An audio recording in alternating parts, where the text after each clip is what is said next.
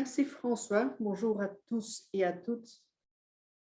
Donc, comme François a déjà mentionné dans son introduction, ici vous voyez un peu le résumé les points que je vais traiter pendant ce webinaire sur les actualités fiscales. Il y a des trucs qui sont vraiment nouveaux. Il y a d'autres dossiers, par exemple le deuxième bullet, la réduction des charges. Là, il n'y a pas vraiment beaucoup de nouveautés, mais actuellement, il y a pas mal de contrôle fiscal. Donc, ça vaut la peine de répéter une fois les conditions pour pouvoir bénéficier de cette réduction des charges sociales. Vous entendez le mot social, on parle ici des actualités fiscales et je sais parfois c'est un peu difficile parce que c'est un dossier réduction de charges sociales, mais on l'a introduit via le biais d'une réduction fiscale matière précompte professionnelle.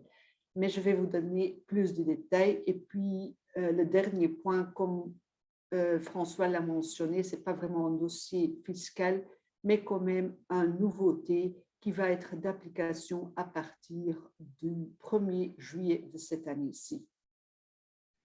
Je propose de commencer avec 3 dossiers au niveau TVA. TVA à 6%, donc 3 fois des modifications quand même sur l'application des taux réduits dans notre secteur. Donc, vous savez, le taux normal dans notre secteur, normalement, c'est 21% de TVA, mais pour le secteur de la construction, il y a pas mal d'exceptions concernant l'application du taux TVA. On a des taux de 6%, des taux de 12%, et là, il y a quand même quelques modifications. Je propose de commencer avec une modification plutôt dans le genre administratif. C'est la suppression de l'attestation obligatoire donc pour l'application du taux de 6% pour les travaux de rénovation. L'application du taux réduit de 6% dans le domaine travaux de rénovation, c'est quelque chose qui est très, très connu dans notre secteur. Je dois dire les questions que moi je reçois ici au service des études, donc dans le domaine fiscalité, il y a une partie impôt de société, une partie impôt de personnes physiques, mais je pense que 70% des questions que je reçois ici, ce sont des questions concernant la TVA, pas seulement les taux, mais également la manière de facturer, le co-contractant, report de perception. Mais quand même, la moitié des questions concernent toujours l'application des taux, démolition, reconstruction, la rénovation, le taux pour les écoles qui est réduit.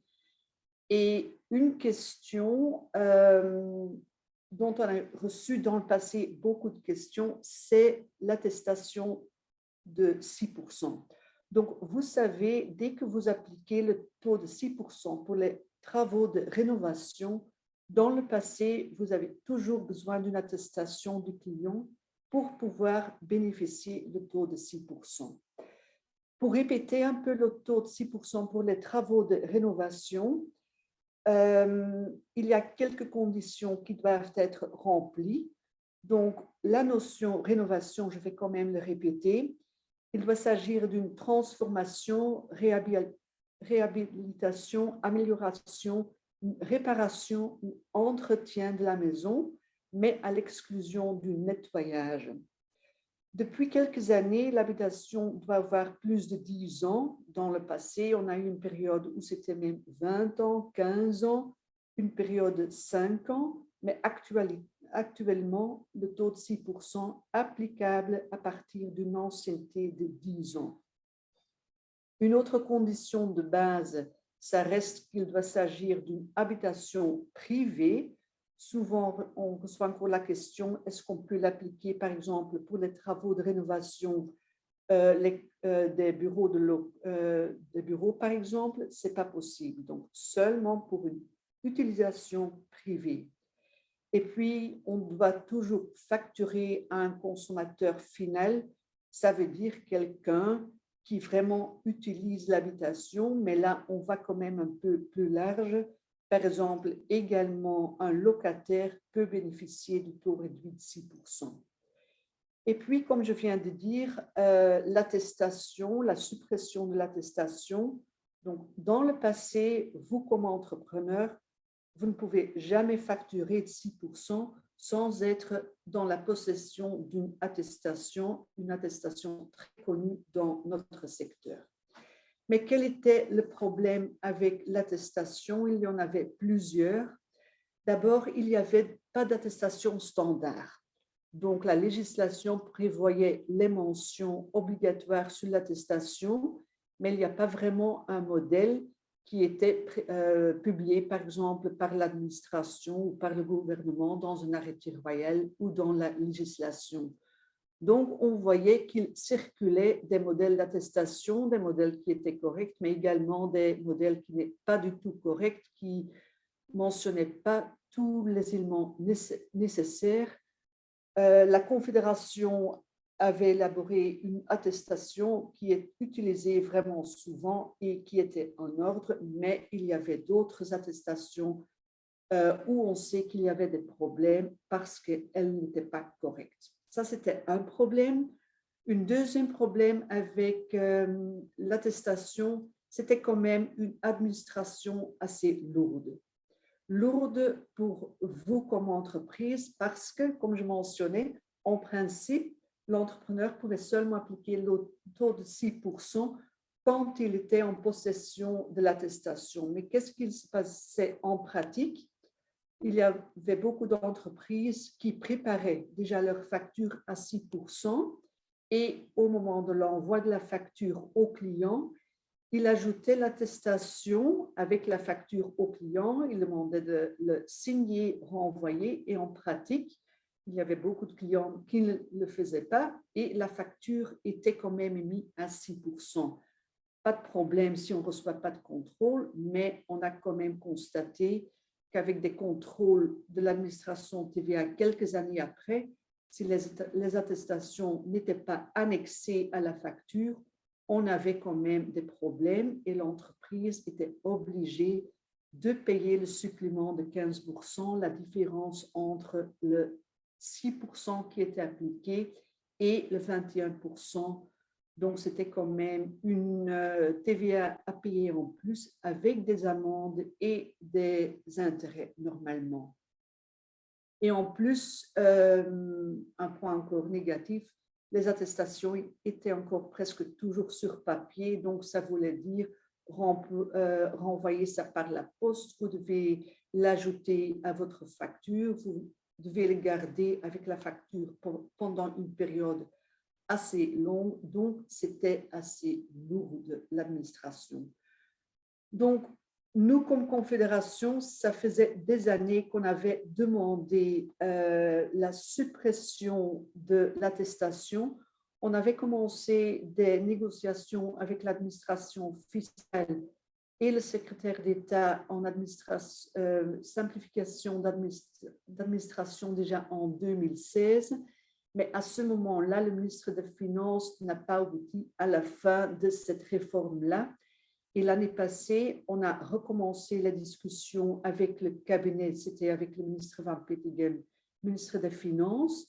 Et maintenant, je peux dire fin de l'année passée, on est arrivé à la suppression de cette attestation. Donc, quand je reçois les questions et les réactions des entreprises, on sent quand même que les entreprises sont contentes de cette suppression, mais je dois vous dire, cette attestation est remplacée par une autre formalité. Donc, au lieu de recevoir l'attestation, vous devez mentionner maintenant une déclaration à mention spécifique sur la facture au lieu de l'attestation. Donc, c'est une simplification administrative. Donc, actuellement, vous pouvez déjà facturer directement à 6%, mais vous devez mentionner une déclaration sur votre facture. Et quel est le but de cette mention? Ça laisse la possibilité d'une réaction par votre client. Donc, vous allez mentionner 6% avec la mention, et puis votre client va recevoir un délai d'1 mois. Et dans ce délai d'un mois, il doit réagir si l'application du taux de 6% n'est pas correcte. Donc, si le client ne réagit pas de réaction ou il réagit trop tard après un mois, vous pouvez estimer que l'application du taux de 6% est correcte. Et si par après, par exemple, on constate que les conditions sont quand même pas remplies, c'est la responsabilité du client pour payer la différence entre le 6 et le 21%. Donc là, vous n'êtes plus responsable. Par exemple, vous avez exécuté des travaux à une habitation qui avait seulement 8 ans au lieu de 10 ans. Vous avez facturé à 6%, le client n'a pas réagi. Par après, l'administration constate qu'il ne s'agit pas d'une habitation de plus de 10 ans. On va aller retrouver la différence auprès de votre client et plus chez vous.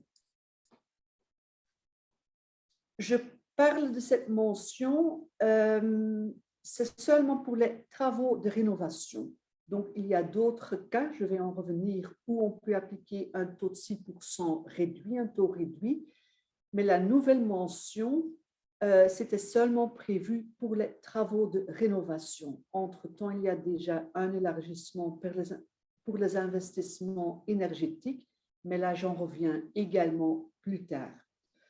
Donc, seulement pour les rénovations, pour les travaux de rénovation, mais là, il y a plusieurs cas. Donc, on connaît tous le système de travaux de rénovation pour des habitations de plus de 10 ans, mais il y a également un taux de 6% pour les rénovations aux habitations qui ont plus de 15 ans. Et c'est vraiment une mesure vraiment exceptionnelle.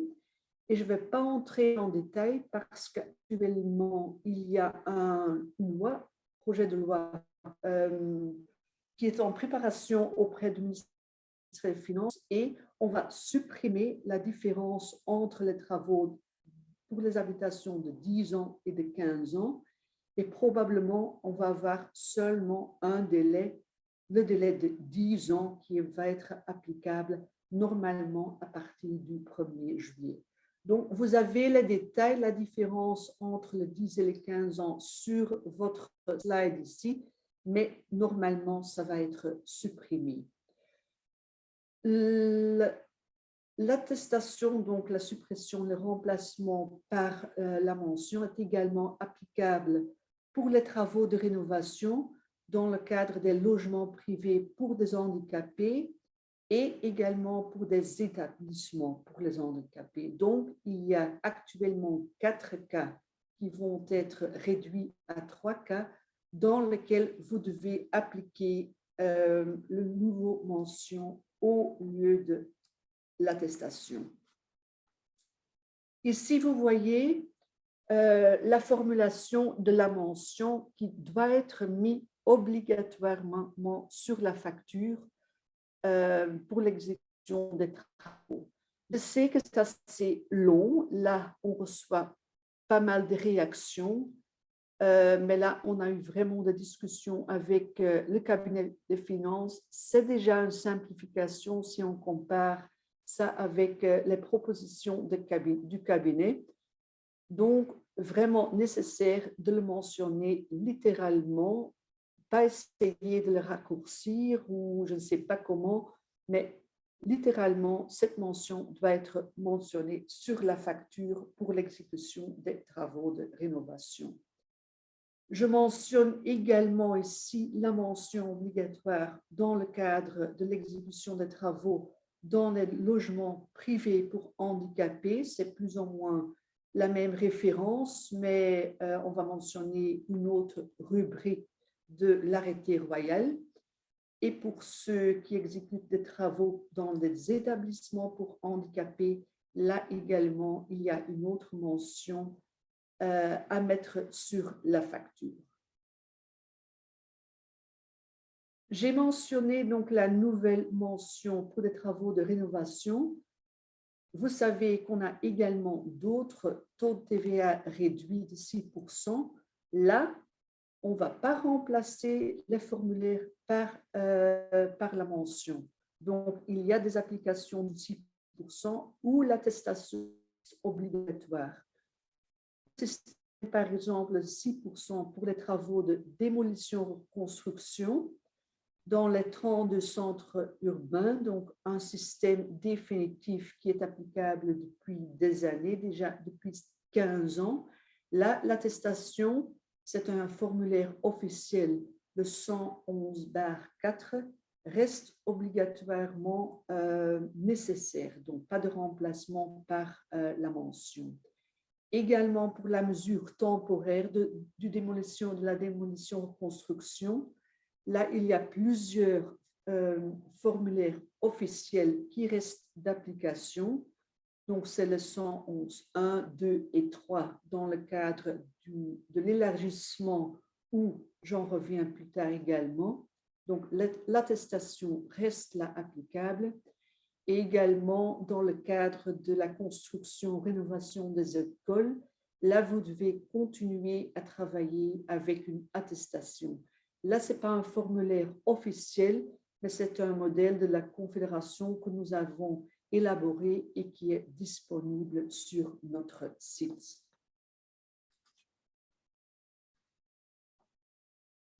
Quelle est la grande différence entre l'attestation et la mention? Je l'ai déjà mentionné. Il y a une grande différence au niveau de la responsabilité solidaire entre les clients et entre vous comme entreprise. Avec l'attestation dans le passé, on devait être prudent au niveau de la responsabilité, parce que là, il y a parfois quand même une confusion. Sur l'attestation dans le passé, les clients mentionnaient que l'habitation avait plus que 10 ans et que l'habitation était utilisée comme habitation privée. Donc, c'était des éléments que vous, comme entrepreneur, vous n'étiez pas capable de le vérifier et sur base de cette attestation, vous pouviez appliquer le taux de 6%. Mais dans le passé, vous étiez toujours responsable pour l'application du taux de 6% concernant la nature des travaux. Qu'est-ce que je veux dire avec ça? Vous, comme entrepreneur, vous devez toujours être au courant de la législation concernant les travaux pour lesquels vous pouvez appliquer un taux de 6%. Je donne un exemple. Seulement des travaux à l'habitation entrent en ligne de compte. Par exemple, si vous allez, par exemple, aménager une piscine ou vous allez faire des travaux dans le jardin, ce sont des travaux qui ne sont pas éligibles pour l'application du taux de 6%. Donc, l'attestation, là, ça n'avait pas d'importance. Vous étiez toujours responsable en cas de facturation erronée du taux de 6%. Le contrôleur peut toujours venir chez vous s'il y avait une application d'un taux de 6% pour des travaux pour lesquels on ne pouvait pas appliquer le taux de 6%. Ça, je vais le répéter, ça reste la même situation dans le futur. Donc, la responsabilité, ici, le deuxième bullet, la situation avec la mention. Donc, ce qui a changé, c'est le client qui devient responsable sur l'usage privé et l'âge du bâtiment, mais vous restez toujours également responsable dans le futur pour l'application exacte du taux de 6% concernant les travaux qui sont éligibles. Ça, c'est quand même important. On ne peut pas penser avec la mention que vous n'avez aucune responsabilité pour l'application de ce taux. Encore un point que je veux bien mentionner ici. Il y a une petite modification dans la législation sur le calcul de l'âge d'habitation, mais en principe, ça reste plus ou moins la même situation, même méthode de calcul. Là, on reçoit encore souvent des questions. Écoute, une maison de 10 ans, comment est-ce qu'on calcule le délai de 10 ans? Là, je peux vous donner l'exemple. Par exemple, cette année-ci, vous allez exécuter des travaux dans une habitation maintenant au mois de mai, par exemple, 2022. En principe, on doit avoir un délai de 10 ans entre la première facture des travaux et la première utilisation de l'habitation privée. Donc, en principe, ça veut dire une utilisation le plus tôt au mois de mai 2012. Mais là, il y a un assouplissement de l'administration. On peut déjà tenir compte de toute l'année 2012. Donc, par exemple, un client qui est entré dans sa nouvelle habitation en décembre 2012, déjà maintenant, vous pouvez appliquer, par exemple, au mois de mai, déjà le taux de 6%, même si en pratique, on a là seulement un délai de 9 ans et 4 mois. Donc, c'est un assouplissement administratif qui était déjà d'application et qui reste d'application avec la nouvelle attestation. Entrée en vigueur, ça c'est quand même important. Donc, la suppression de l'attestation est entrée en vigueur au 1er janvier de cette année-ci, mais il y avait une mesure transitoire. Donc, jusqu'à la fin du mois de juin, donc jusqu'au 30 juin, vous avez encore le choix.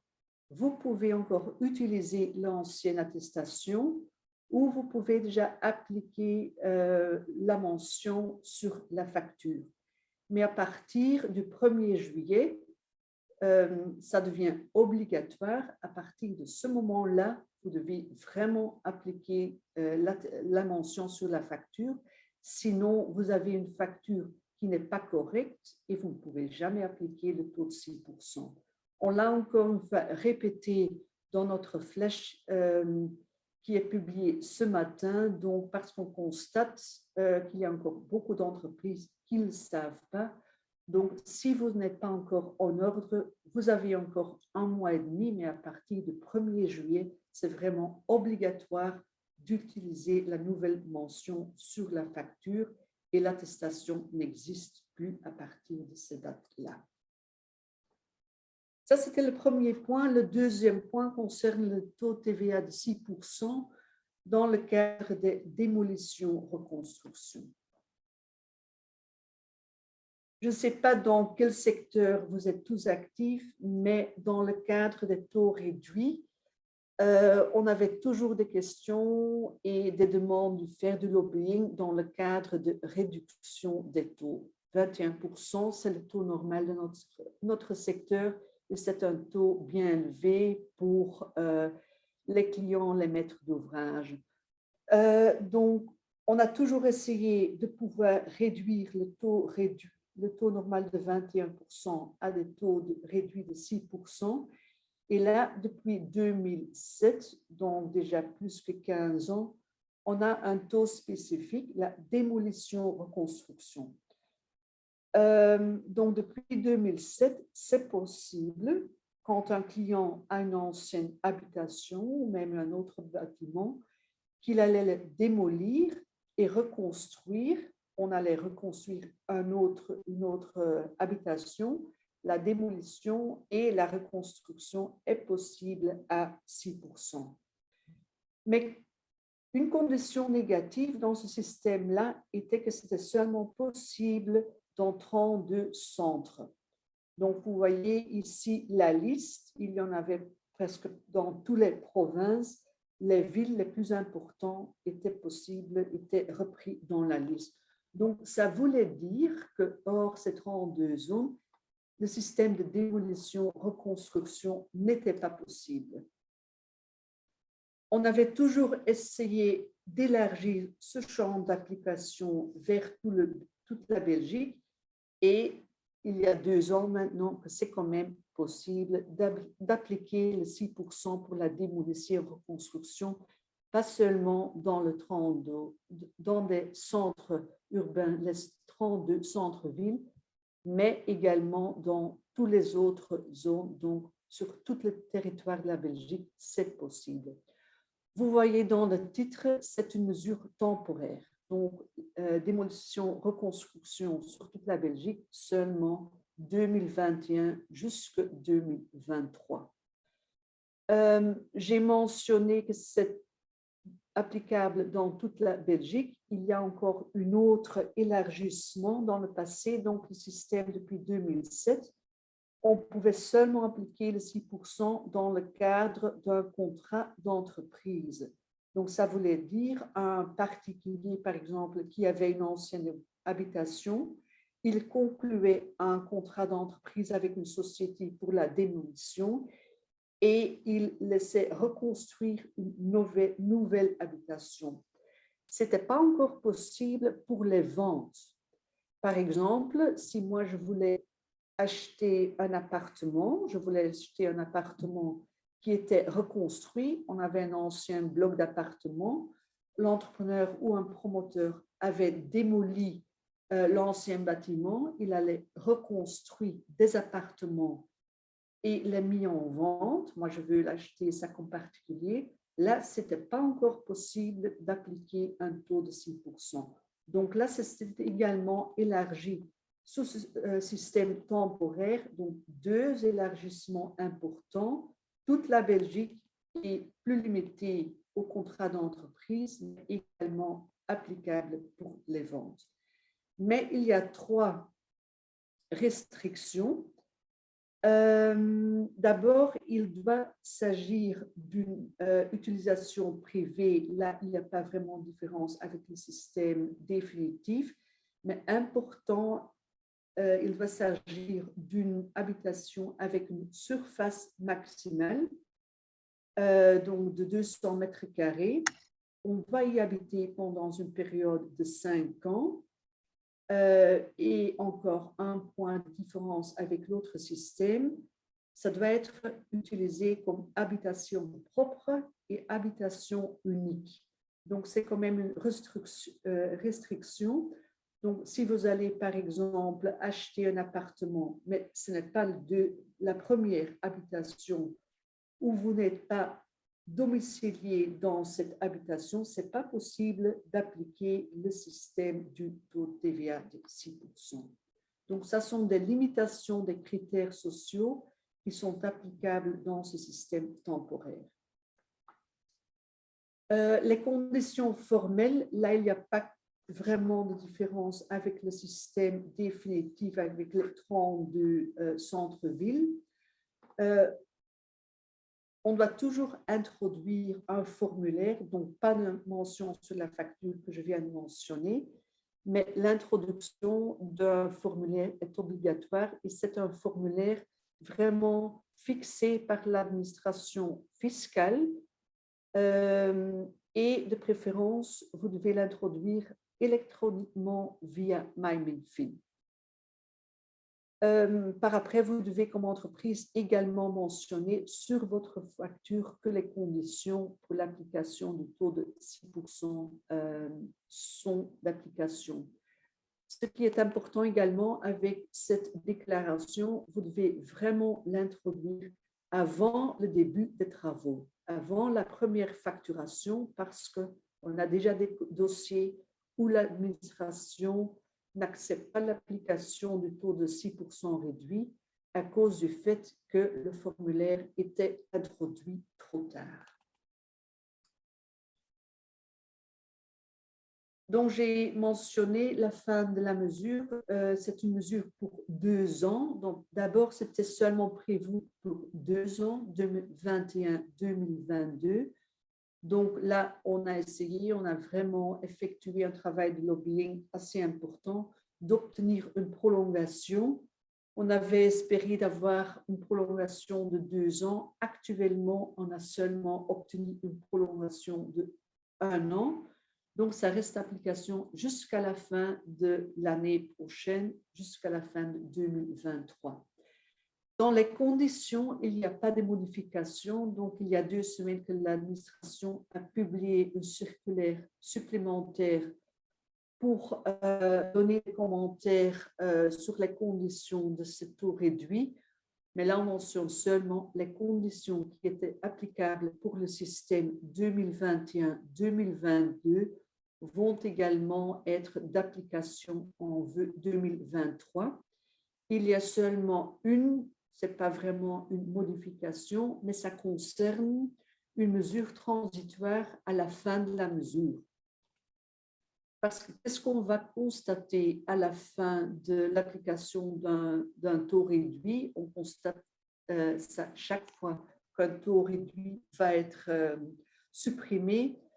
Il y a là une tendance chez les entreprises, souvent à la demande des clients. Écoute, mon projet ne va pas être terminé à la fin de l'application du taux réduit, par exemple à la fin de 2023.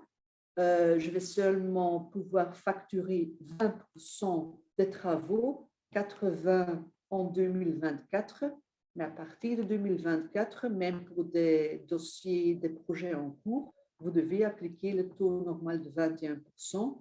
Donc, qu'est-ce que vous pouvez faire? Vous allez dire, écoute, je vais facturer plus en 2023 pour encore avoir l'application du taux de 6%.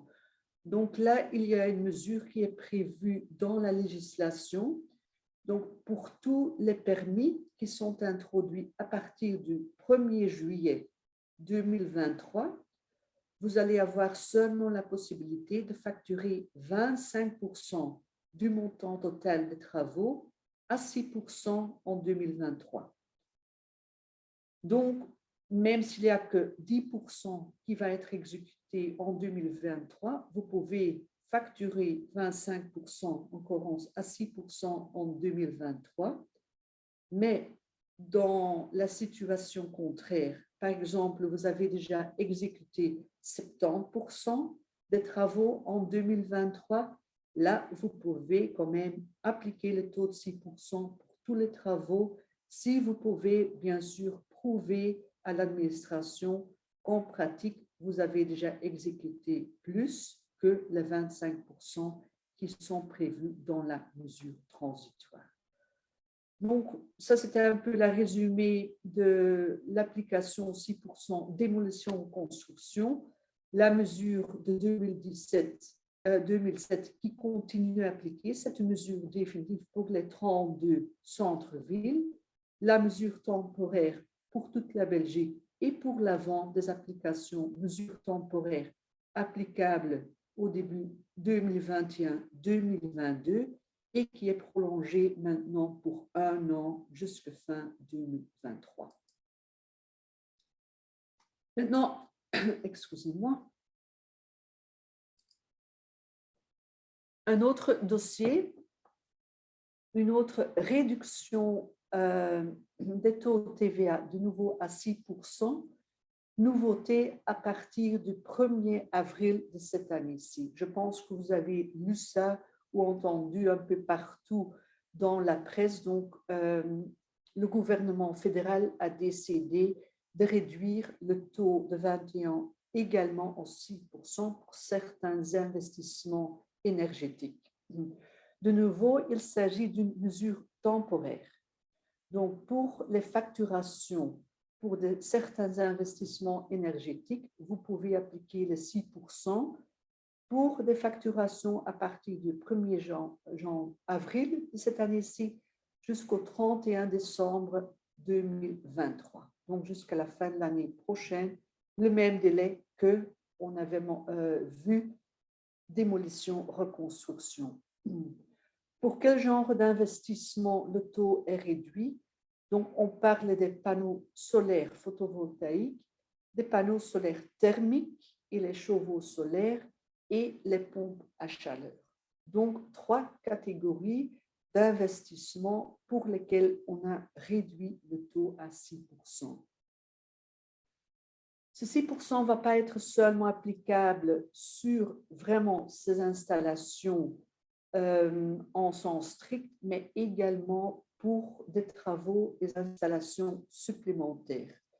Vous voyez ici sur le slide ce qu'on va accepter, donc la préparation du chantier, des travaux spécifiques de terrassement, par exemple le forage, les travaux électriques, plomberie, les travaux de finition, également le matériel de raccordement, les câbles, les tuyaux, les échangeurs de chaleur, les onduleurs, les commandes et les pompes de circulation. Donc, ces travaux supplémentaires vont être acceptés pour être facturés également à 6%. Mais il y a des travaux qui sont exclus où l'administration ou le législateur dit, écoute, ce sont des travaux qui ne sont pas vraiment spécifiques pour ces investissements énergétiques. Donc, on ne va pas accepter, par exemple, le taux réduit pour un compteur intelligent ou pour les chauffe-eau thermodynamiques. Sur tous les travaux, on reçoit encore beaucoup de questions sur est-ce que c'est applicable pour ce genre de travaux, oui ou non. Là, on attend encore une circulaire de l'administration de TVA. On n'a pas encore donné une date de publication. Je pense qu'ils sont un peu... L'administration ne s'est pas attendue à la complexité de cette matière. Ils l'ont introduit un taux réduit et coûte pour 3 catégories d'investissement, mais tous les détails techniques, là, je pense qu'ils sont en train de voir qu'est-ce qu'on va accepter, qu'est-ce qu'on ne va pas accepter pour cette application de 6%. Donc, dès que la circulaire est publiée, on va y revenir dans notre flash et tous les détails vont être publiés sur notre site. Quand même, un point très important, et là, on reçoit vraiment des réactions négatives et je le comprends. Ce taux réduit est seulement accepté dans le cadre des contrats entreprises. C'est une notion assez technique, mais ça a quand même des conséquences négatives. Donc, c'est seulement accepté pour l'exécution des travaux immobiliers. Ça veut dire seulement dans le cadre d'un contrat d'entreprise. Donc, moi, comme particulier, je conclus un contrat avec une entreprise pour l'installation des investissements énergétiques. Ça, c'est possible à 6%. Ce n'est pas possible dans le cadre d'une vente. Et là, on a essayé d'obtenir un élargissement, mais là, on sent que ça ne va pas être accepté. Pourquoi pas l'administration donne là une raison technique en matière TVA que ce n'est pas possible d'appliquer des différents taux TVA dans le cadre d'une livraison d'un bien. Si vous allez construire une maison et vous allez le vendre, par exemple, dans le cadre d'une vente sur plan, c'est la livraison, la vente d'un bien et ce n'est pas possible de scinder cette vente et appliquer le 21%, le taux général, sur la plupart de la vente et puis seulement le 6% dans le cadre de la vente des installations. Donc là, quand même, une limitation importante seulement pour les contrats d'entreprise. Oui, je ne sais pas si j'ai déjà mentionné cette nouvelle application de 6%. C'est applicable pour les habitations qui ont moins de 10 ans, donc également dans le cadre de la construction neuve. Bien sûr, dès qu'il y a une habitation qui a plus de 10 ans, on pouvait déjà appliquer dans le passé le taux de 6% dans le cadre des travaux de rénovation, donc le système général de 6 ans pour les habitations de plus de 10 ans. Pour des logements privés, mais c'est également possible pour des établissements similaires, par exemple des maisons de repos. Donc là, une application quand même un peu plus large.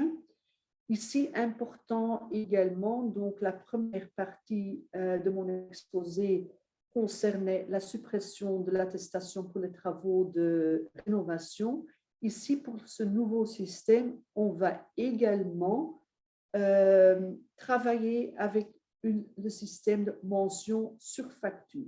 Donc, si vous allez facturer le 6% pour l'installation des panneaux solaires, vous n'avez pas besoin d'une attestation de votre client, mais vous devez également mentionner une déclaration similaire à celle pour l'application du 6% pour les travaux de rénovation.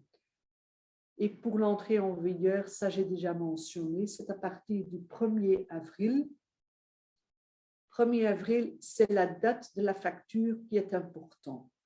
Donc, ce qui n'a pas d'importance, c'est la date de la remise d'un devis, la signature pour accord, la conclusion du contrat et même la date de du placement n'a pas d'importance. Donc, même des commandes, par exemple, du mois de février et l'installation va avoir lieu au mois de juin avec une facturation au mois de juillet. C'est la facturation qui est importante. Là, vous pouvez appliquer le taux de 6%. Maintenant, encore quelques mots sur la réduction des charges. Donc, je viens de terminer les 3 dossiers en matière TVA. Maintenant, on revient à un dossier impôt des personnes physiques. Le titre ici, vous voyez réduction des charges sociales, les charges. C'est un dossier très important pour notre secteur. Vous savez que dans notre secteur, les charges sociales sont très élevées. Les cotisations qu'on paie, les cotisations partie employeur, cotisations partie travailleur sont très importantes dans notre pays, sont très élevées quand on compare ça avec les pays voisins. Donc, on avait toujours demandé une réduction des charges sociales. Et on a obtenu un système de réduction qui est applicable depuis 2018, mais je reviens quand même dans ce dossier parce qu'il n'y a pas vraiment de grande modification, mais actuellement, il y a beaucoup de contrôle par le fisc sur ces dossiers. Je dois dire, tous les dossiers que j'ai eus actuellement, ça sont des dossiers en Flandre. Donc, actuellement, je n'ai pas encore eu des informations concernant des contrôles dans vos régions. Donc, s'il y a des contrôles, vous pouvez toujours me contacter pour avoir un peu plus de détails sur ces contrôles, sur les informations à donner aux contrôleurs, parce que ce sont des contrôles assez détaillés. Mais pour répéter un peu les conditions, parce que je constate quand même qu'il y a encore des entreprises, même si c'est un système qui est déjà applicable depuis maintenant presque 4 ans, qui ne l'appliquent toujours pas. Donc, on parle d'une réduction des charges sociales spécifiques pour notre secteur.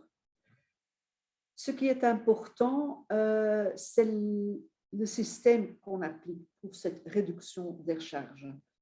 Donc, comme je viens de mentionner, au début, c'était prévu d'introduire une réduction des charges sociales, mais c'est un système réduction qu'on a introduit via un système fiscal, donc via le précompte professionnel. Donc, quel est en résumé le système de la réduction?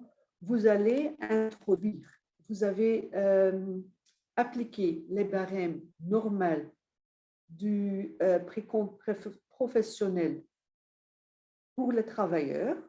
Vous avez retenir les barèmes normales, mais au lieu de verser le montant total du précompte professionnel, vous pouvez garder une partie de ce précompte chez vous. Donc, ça, c'est le système de réduction des charges sociales, donc un système de non-versement partiel du précompte vers l'État. Quelles sont les conditions pour quelles entreprises? Donc, vous devez être employeur, donc c'est seulement pour les entreprises où on a des travailleurs qui sont en service, donc pas pour des indépendants sans travailleurs. Vous devez être débiteur du précompte professionnel Ce qui est quand même important est que vous devez travailler sur chantier en équipe. Normalement, ça ne pose pas de problème chez nous parce que c'est vraiment notre core business. On effectue des travaux sur chantier. Et ce qui est important également, que c'est un avantage seulement pour l'employeur. Donc, vous connaissez peut-être le système du précompte retenu, avantage pour les salaires en surplus, donc le travail heures supplémentaires. Là, il y a un avantage partiellement pour l'employeur, partiellement pour le travailleur. Ce système ici, travail immobilier en équipe sur chantier, donc c'est seulement un avantage pour l'employeur. Ici, je ne vais pas entrer en détail, mais la dispense de versement de précompte professionnel, c'est un système qui est utilisé de plus en plus, qui n'est pas seulement applicable dans notre secteur, mais si vous voyez d'autres secteurs qui peuvent en bénéficier. Et vous voyez en bas de la première colonne ici, travail de nuit et en équipe, ça c'est notre réduction des charges sociales qui était applicable.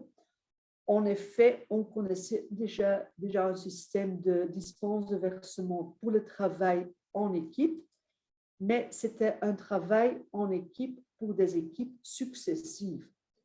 Donc, c'était surtout applicable dans d'autres secteurs où on travaillait avec des équipes successives, mais ce n'était pas applicable dans notre secteur.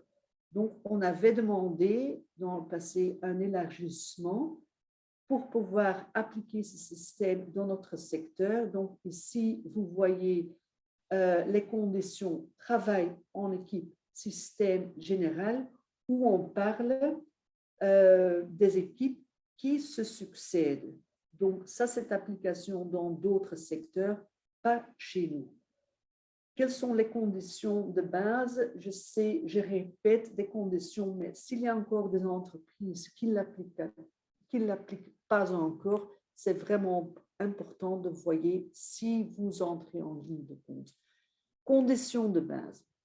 Vous devez donc effectuer un travail en plusieurs équipes, une ou plusieurs équipes. L'équipe doit comprendre 2 personnes au moins.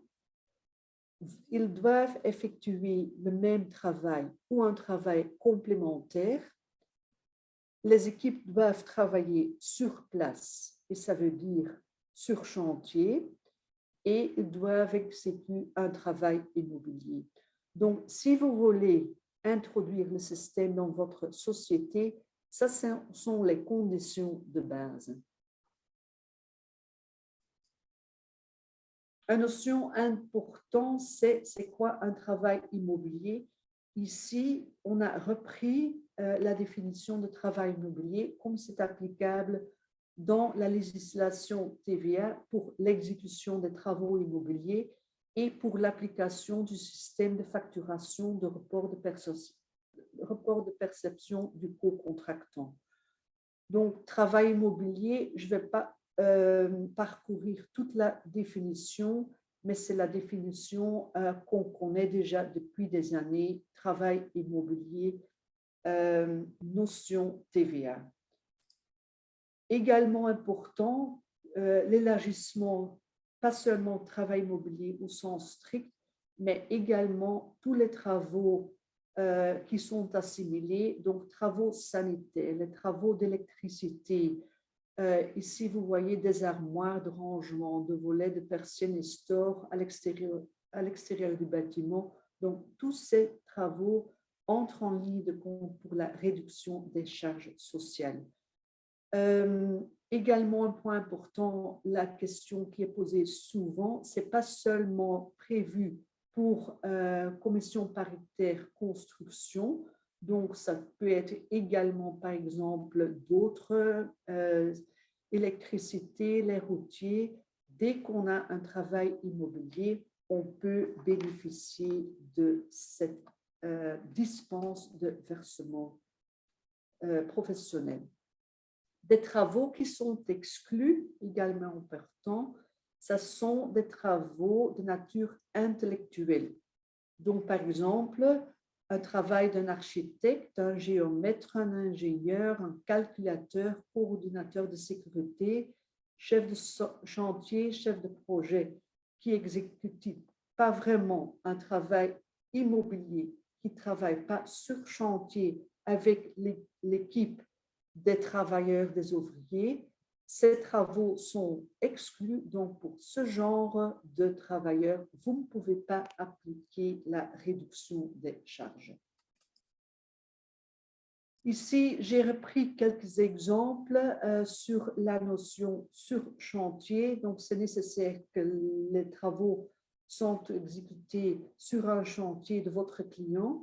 Par exemple, si votre équipe exécute des travaux chez vous dans l'atelier, on ne peut pas appliquer la réduction des charges. Donc, c'est vraiment nécessaire un chantier chez un client. Le montant de l'exonération, vraiment important, vous voyez ici les pourcentages de la réduction des charges. C'est un pourcentage de la rémunération du travailleur. Et vous voyez, on avait commencé en 2018 avec un pourcentage de 3% qui a été augmenté à 6% en 2019. Actuellement, depuis 2020, on est à un avantage de 18% du salaire imposable. Donc, si vous allez commencer à calculer, c'est quand même un avantage très, très, très important. Je mentionne ici à partir de 2020, c'est une mesure qui est actuellement d'application sans fin de date. Donc, si la législation n'est pas modifiée, ça reste d'application également pour les années qui viennent. Donc, pas de fin, par exemple, en 2020, 2023 ou 2024. Donc, ça reste d'application pour le temps que le législateur ne change pas la législation. Une condition également est qu'il va s'agir d'un horaire minimum pour le travailleur. Donc là, vous voyez tous les montants indexés. Chaque année, ce montant minimum est augmenté. Pour cette année-ci, on est à un salaire minimum de 14,61 € par heure. Normalement, ça ne pose pas problème dans notre secteur. Ça peut poser des problèmes dans d'autres commissions paritaires, mais normalement, tous nos travailleurs ont un salaire qui est plus élevé que ce montant minimum. Travail en équipe, parfois des questions qu'on reçoit pour des indépendants ou des dirigeants d'entreprise qui travaillent également sur chantier avec un travailleur. Par exemple, un indépendant qui a un travailleur chez lui, il travaille avec 2 personnes indépendantes plus un travailleur sur le chantier. Vous pouvez appliquer la réduction parce que vous travaillez avec 2 personnes en équipe sur chantier, mais bien sûr, la réduction est seulement applicable dans le chef du travailleur et pas dans le chef de l'indépendant qui est soumis aux cotisations d'indépendant comme indépendant, donc seulement pour le travailleur. Encore, je vais mentionner la règle du tiers, c'est quand même important. Ça veut dire que sur une base mensuelle, chaque mois, vos travailleurs doivent travailler pendant un tiers de leur temps sur chantier en exécutant des travaux immobiliers. Donc, si par exemple, vous avez un travailleur qui normalement travaille dans votre atelier, normalement 100% de son temps, il va travailler par exemple 2 jours dans un mois sur le chantier. Vous ne pouvez pas appliquer le système du non-versement partiel du précompte parce qu'il doit travailler pendant un tiers de son temps sur le chantier. Dès qu'il travaille pendant un tiers de son temps sur chantier, vous pouvez appliquer la réduction, le non-versement pour tout le mois. Donc, ce qui est quand même important.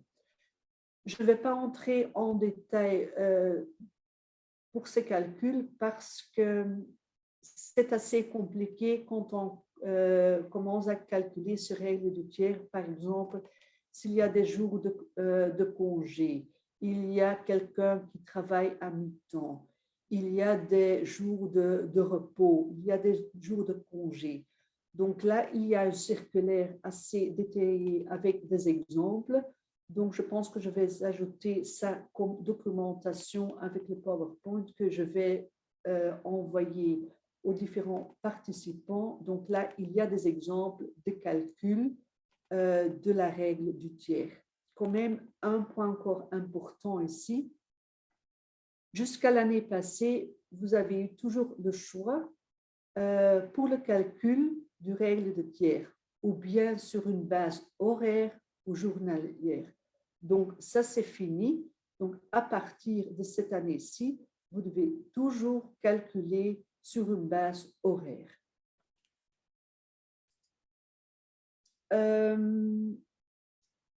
Pour terminer, quand même, une condition qui a été modifiée et ajoutée à partir de cette année-ci, pas cette année-ci, mais à partir du mois d'avril. Donc, pour pouvoir bénéficier de la réduction, vous devez remplir vos obligations en matière de déclaration de chantier. Donc, c'est quand même une nouveauté. Donc, seulement, l'exonération va seulement être applicable lorsque les chantiers sont déclarés ou quand le chantier doit être déclaré. Donc, vous voyez en résumé, l'exonération, on peut encore le demander lorsque les chantiers ne doivent pas être déclarés. Il n'y a pas d'obligation de déclarer le chantier, mais l'exonération n'est plus possible lorsqu'un chantier qui doit être déclaré ne l'est pas. Quand même une modification assez importante à partir du mois d'avril de cette année-ci. La règle du tiers, je l'ai mentionné. Ici, vous avez quelques exemples sur la manière de calculer un travailleur qui travaille, par exemple, 8 heures par jour pendant 5 jours. Comment est-ce que vous pouvez les calculer? Vous avez ici un premier exemple de calcul avec les détails, comment vous devez l'appliquer.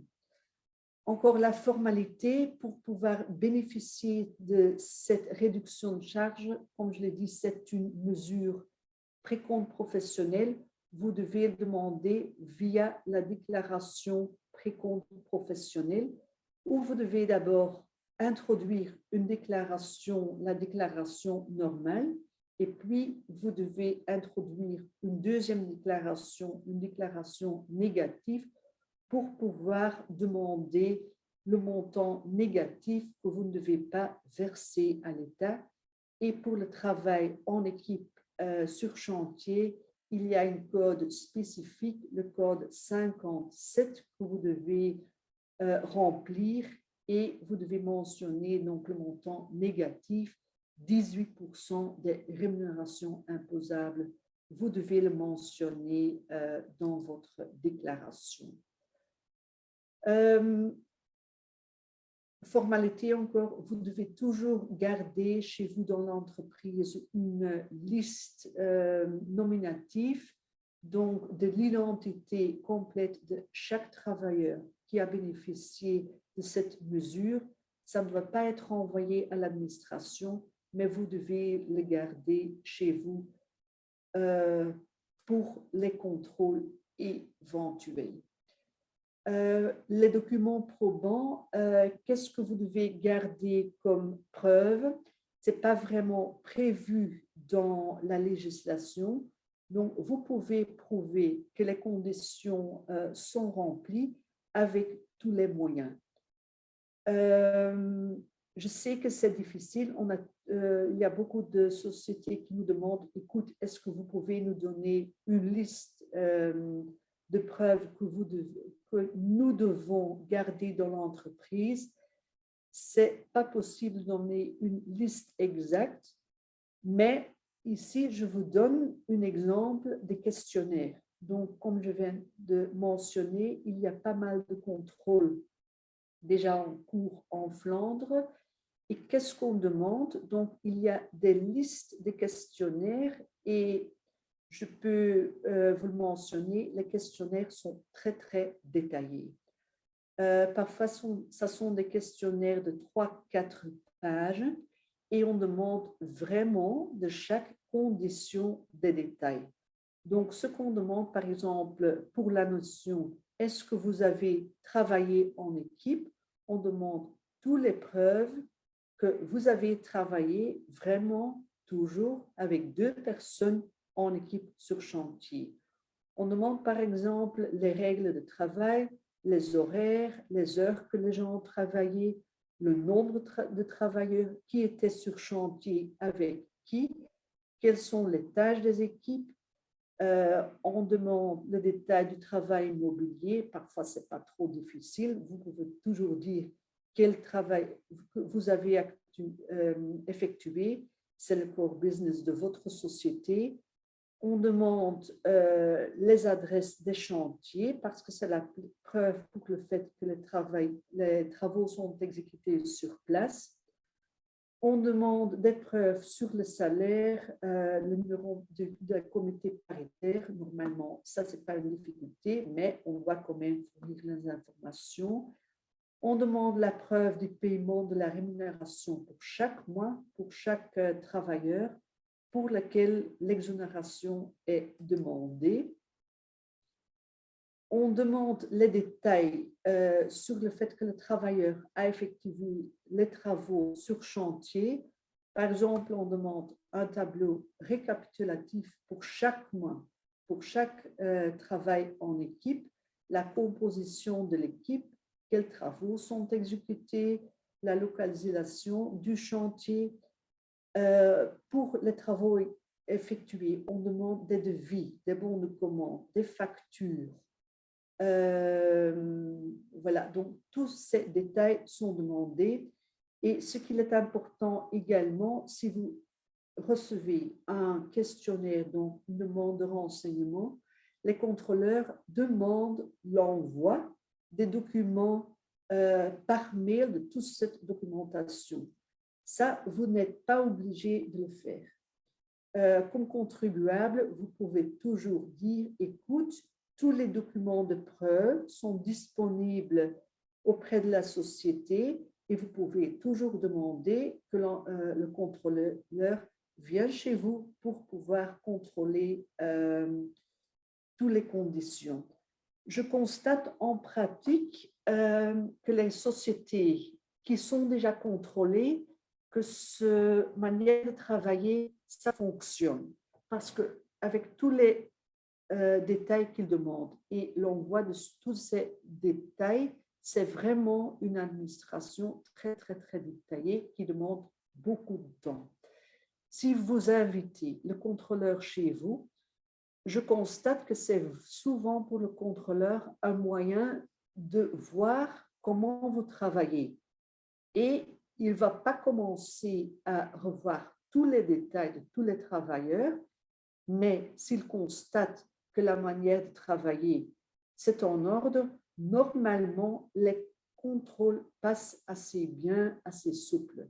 Mais je sais que quand vous allez recevoir un questionnaire très, très détaillé, ça semble très difficile, mais je vous conseille quand même d'inviter le contrôleur chez vous. Comme ça, ça peut aller plus simple au temps d'envoyer tous les documents par mail. L'avantage, j'ai déjà mentionné, c'est vraiment un avantage très important. Par exemple, ici, la dernière colonne, pour ceux qui l'appliquent encore, qui ne connaissent pas l'avantage, qu'est-ce que ça veut dire? Par exemple, si vous avez un travailleur avec une rémunération imposable de 2 500 €, une prime professionnelle, par exemple, de 400 €, il a un salaire net de 2100, vous avez un avantage calculé à 18% qui vous donne par mois pour ce travailleur une réduction quand même de 450 euros. Donc, quand même, un avantage non négligeable pour ceux qui ne l'appliquent pas encore. Normalement, vous pouvez contacter votre secrétariat social qui va s'en occuper pour appliquer la réduction. Et puis, un dernier point pour terminer, pas vraiment un point fiscal, mais que je veux quand même expliquer. Donc, il y a une nouvelle obligation. À partir du 1er juillet, vous êtes obligé de mettre à disposition un paiement électronique pour les clients, les consommateurs en relation B2C. Donc, si vous avez des clients qui viennent faire des paiements chez vous, donc ce n'est pas nécessaire pour des relations B2B entre entreprises, mais seulement pour des clients privés qui viennent, par exemple, acheter matériaux chez vous à l'entreprise, vous devez mettre un moyen de paiement électronique à la disponibilité à partir du 1er juillet. Ce n'est pas nécessaire de faire, par exemple, un vrai bank contact, non. Vous pouvez le faire par une application pour smartphone, par exemple, via le billet Payconic. La possibilité de payer par virement, ça reste possible, mais ça doit être possible de payer au moment avec un moyen électronique. Des chèques repas, des éco-chèques, des chèques consommation, le paiement électronique, ça, ce n'est pas accepté. Donc, et le paiement en espèces, ça ne peut pas être refusé. Là, il n'y a pas de modification. Mais si vous acceptez des clients qui viennent acheter des matériaux chez vous, là, quand même, une modification à partir du 1er juillet. Voilà, je pense que je suis à la fin de la présentation. Je ne sais pas s'il y a des questions. Sinon, je pense que François qui a regardé s'il y a des questions. Voilà, François. Et quelques questions, Marlène.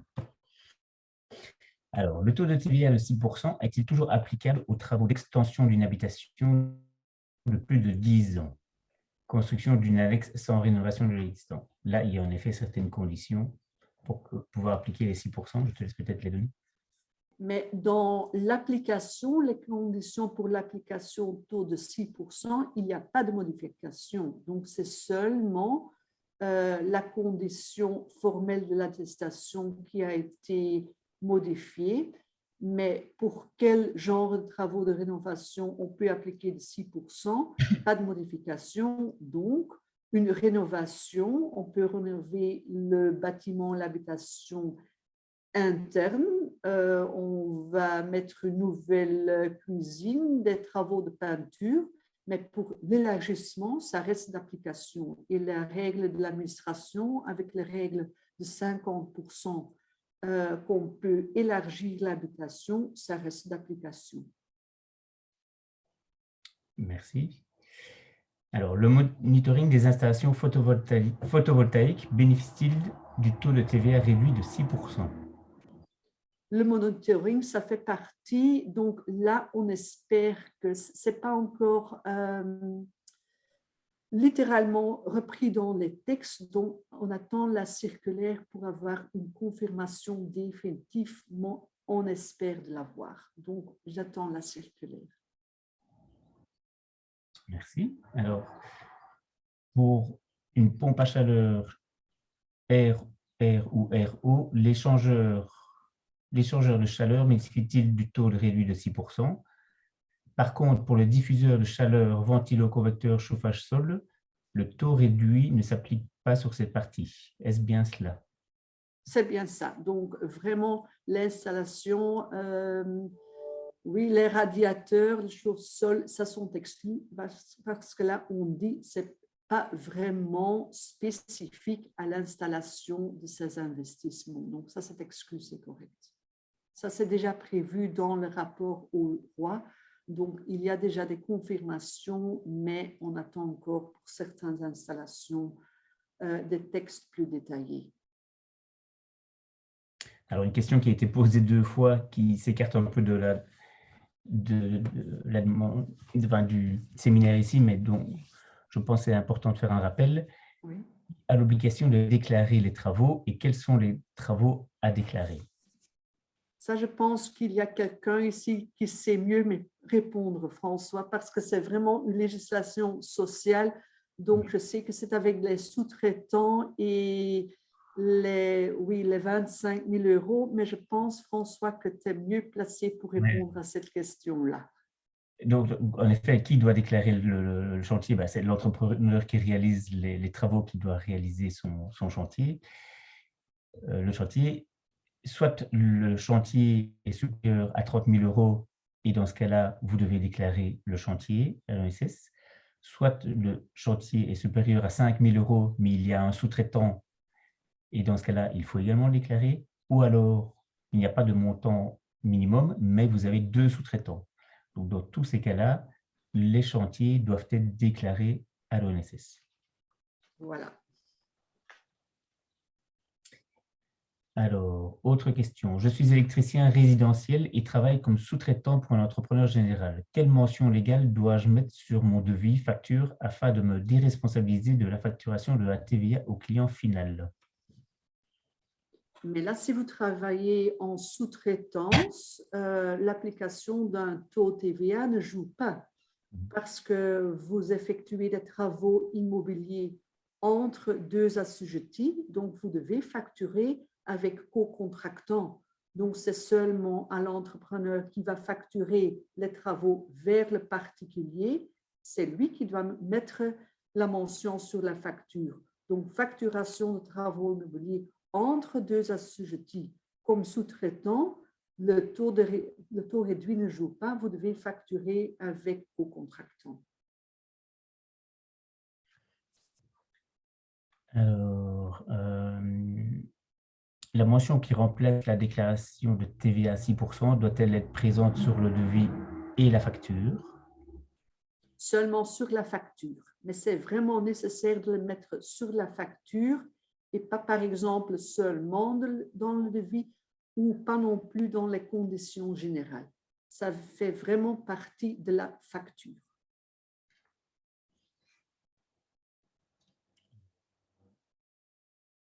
Je suis indépendant en personne physique travaillant seul. Comment puis-je demander une réduction des charges? Malheureusement, ce n'est pas possible. C'est seulement pour des entreprises qui sont soumis aux retenues des précomptes professionnels parce qu'ils ont des travailleurs qui travaillent pour eux, donc pas pour les indépendants. Alors, par rapport aux documents probants pour montrer qu'on travaille bien au moins un tiers de son temps au travail en équipe, est-ce qu'une planification nominative mensuelle des chantiers est un document probant en cas de contrôle? Oui, ce n'est pas le seul document, mais c'est quand même un document très important. Et là, je constate qu'il y a quand même des différences entre des grandes et des petites entreprises.